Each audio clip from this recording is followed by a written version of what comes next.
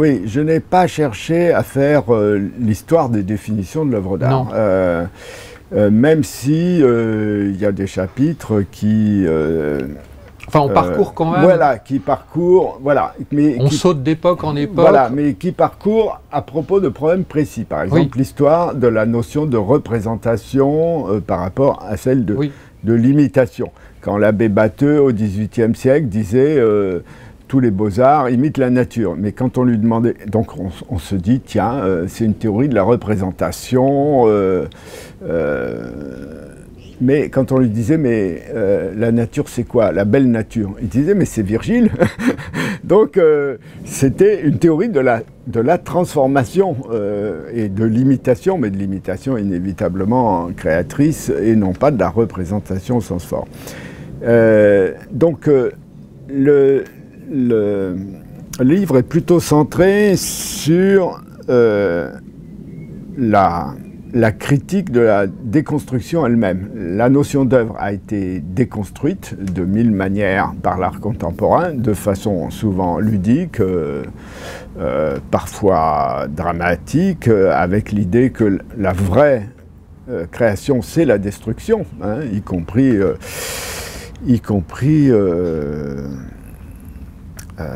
mais dès la fin du XVIIIe siècle, quand un des leaders de la pensée hostile aux Lumières, Burke, dit « mais au fond, vous pouvez faire toutes les représentations, enfin, toutes les pièces de théâtre que vous voulez, que ce soit Shakespeare ou d'autres, vous n'arriverez jamais à être aussi séduisant pour le public qu'une belle exécution capitale ».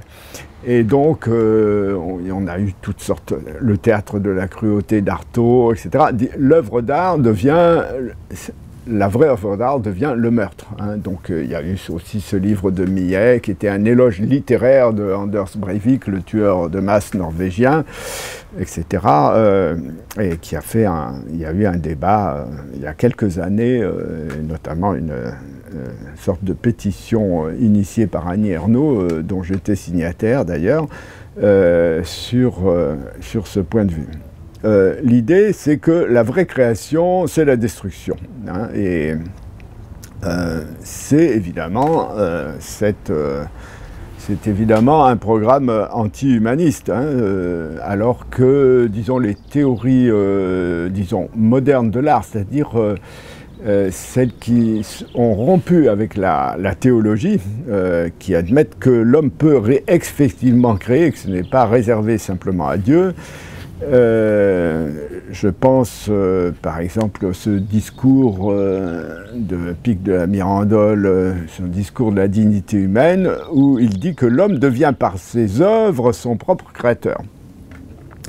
Là, dans ces fantasmes destructifs du XXe siècle, et qui ont d'ailleurs largement débordé sur le XXIe, c'est une autre conception de la création, c'est-à-dire il y a une sorte de...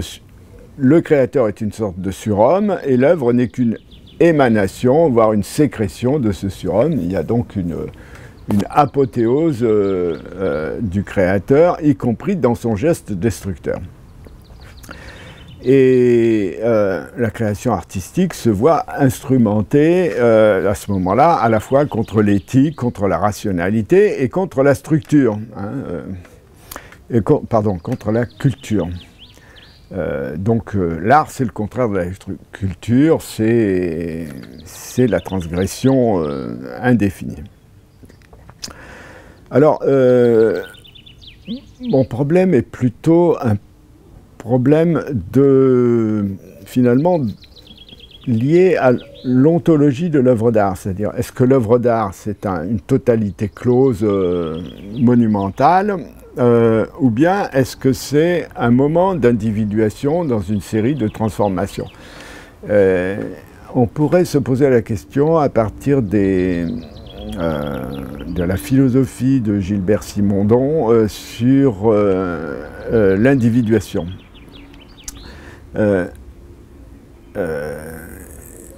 il prend l'image de la cristallisation en milieu saturé. Il y a un germe structurel autour duquel s'agrège le cristal.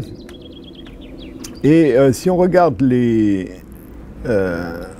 la pratique effective des créateurs, on s'aperçoit que très souvent ils décrivent la création comme une découverte et que tout le monde, enfin tous les poètes, Valéry compris, vont dire on part d'un mot, quelque chose vous est donné, vous voyez, il y a un accident du matériau et on va agréger des choses autour. Et cette découverte, c'est en même temps une stylisation, c'est-à-dire on enlève des choses qui ne conviennent pas. Et ça a une portée anthropologique. Il y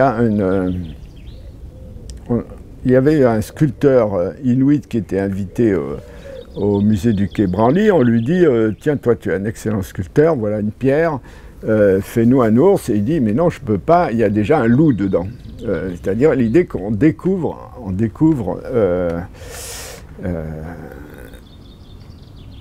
une forme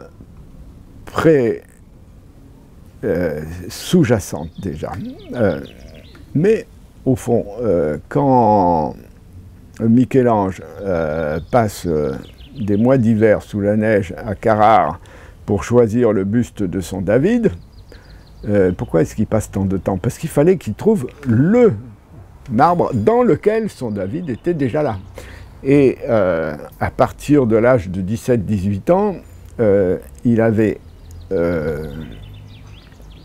arrêté de faire la sculpture parce qu'on appelait à l'époque la via di porre, c'est-à-dire en prenant de la glaise et en accumulant autour d'un noyau, pour ce qu'il appelait la via di levare, c'est-à-dire dégager la soustraction. Par soustraction.